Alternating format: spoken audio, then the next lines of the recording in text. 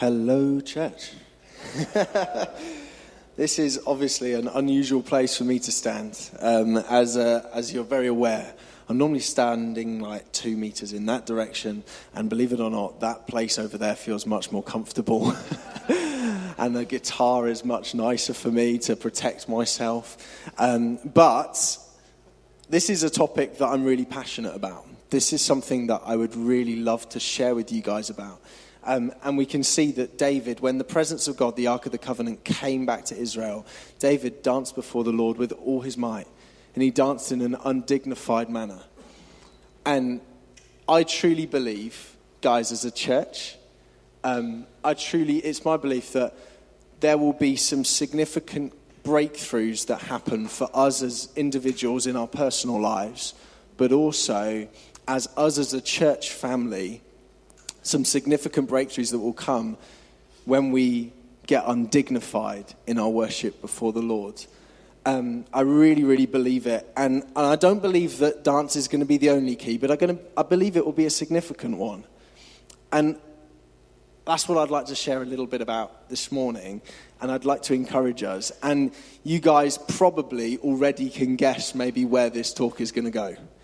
And it's going to require some response. And it's going to be really uncomfortable. It's going to be uncomfortable. I realize that. And some of us are going to make some really, really bold steps of faith. And I'm really, really excited about what that's going to look like. But today, I want to talk about dancing. Why do I believe that dancing is going to be so significant for us as a church? Why dance? And I've spoken a little bit about this before when I last spoke on worship. And I believe that it's all to do with cost. It's all to do with cost. Worship must cost us something. I spoke about this before, but I'll share again. The first time that worship is mentioned in the Bible is when Abraham and Isaac are going up to the mountain. And Abraham says to his servant, he says, "Wait here while I and the boy go up and we will worship." He says that in Genesis. If you're not familiar with that story, I encourage you to go and read it. It's the first time that worship gets a mention. Right at the beginning of the Bible. And it says, "Wait here while I and the boy go and worship." So worship must involve us sacrificing something. Worship has to cost us something. In fact, David also says, who we've just been talking about, David also says in 2 Samuel 24, when he's going to buy a threshing floor and he says, "I want to erect an altar here." And he says to the person he's buying the threshing floor from, and he's saying, I'll give you calves, I'll give you these sorts of things to offer to the Lord. And David said in verse 24, it says, "No, I insist on paying for it. I will not sacrifice to the Lord my God burnt offerings that cost me nothing." It's amazing. Worship has to cost us something. So, why dance?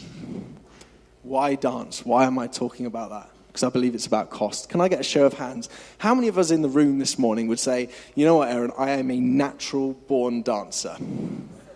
Put your hand right in the air. There are a few. And let me tell you, while you've got your hand up, everyone else have a look around, because they're going to really help us in a moment. They're going to really help us. These people are natural-born dancers. Okay, now can I have your hands up if you say, "Aaron, I can think of nothing worse"? I can think of nothing worse. I am not a natural-born dancer at all. It's not what I enjoy doing. I feel uncomfortable doing it. It's really not what I want to do. Jack, I see you there as well. I doubt it's going to come as a surprise to any of you in the room. I join you in that camp. I am not a natural-born dancer. The worship team like to make fun of my little hop side to side that I do on a Sunday morning like that. I do that. Believe me, it doesn't go much further than there. I love a wedding. I love the food mainly. It's the main part of a wedding, but and to celebrate with the couple, obviously. But the dancing is the bit I loathe. I'm like, oh, okay, yeah, that's the bit of the evening that I've been dreading. Dance is not my thing at all. And honestly, when I think to myself, Jesus, what can I offer you that's going to cost me something? What can I offer you that's going to actually cost me something this morning? The first thing that comes to my mind is dance. Why? Because I don't want to do it. I do not want to do it. And I really believe that, guys, if there are things in your life that you're like, Jesus, you can ask me to do this and I will. And Jesus, you can ask me to do this and I will. But if you ask me to do that I'm going to struggle with. If there are things in your life that you're like, actually, you know, that you can have everything, but this area, this is reserved. I don't want you to ask me this one thing. Maybe for you it might be finance. Maybe for you undignified worship is going to look a little bit different. But maybe like you're going, Lord, you can have everything. Please don't ask me to give £100 to that person. Or, Lord, you can have everything, but I don't want to dance in front of other people. Let me tell you, I genuinely believe, and it's my heartfelt belief, that those things that you want to withhold from God will guaranteed be one of the keys to significant breakthroughs that you have in your life. God wants everything. And when you think about those things that you're like, you know, I want to keep that for myself, there's a big chance that when you step out in faith and you go, God, because you've asked me to and because I know it's going to cost me, I believe he meets you where you are. And some of us are going to make some significant steps this morning, just as I was saying before. And for some people this morning, you're going to raise your hand for the first time in worship. And that is massive. I do not want to underplay the fact that that is absolutely huge. For some people, you might be really comfortable with raising your hands. And today I'm going to ask you to step outside of your comfort zone.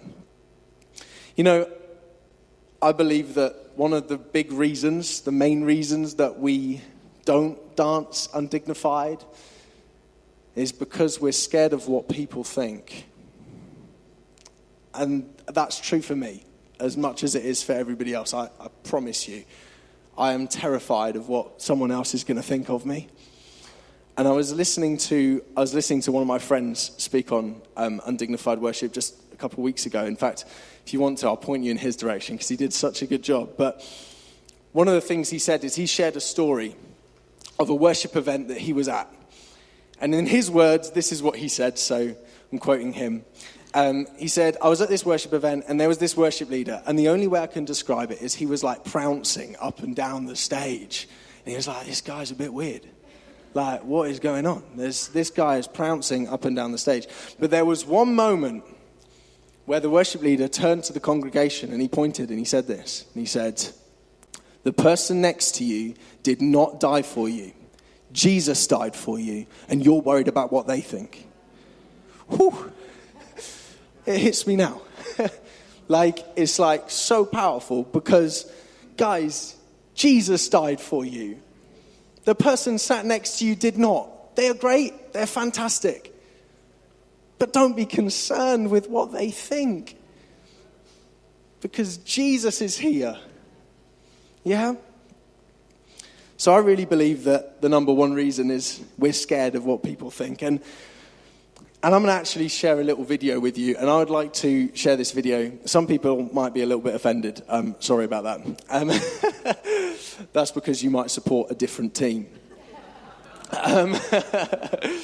But some people will be very pleased on their birthday that I'm showing such a wonderful video. But what I'm using this video to share with you is not to say, you know, Liverpool Football Club didn't die for you. Is not to say any of that. What I'm here to say is I genuinely don't believe that there's a single person in this room that this doesn't apply to. I think that it applies from the youngest person in the room, and we've seen some of the young people dancing. I see that Karis is a natural born dancer. There's some young people in the room that are already getting in.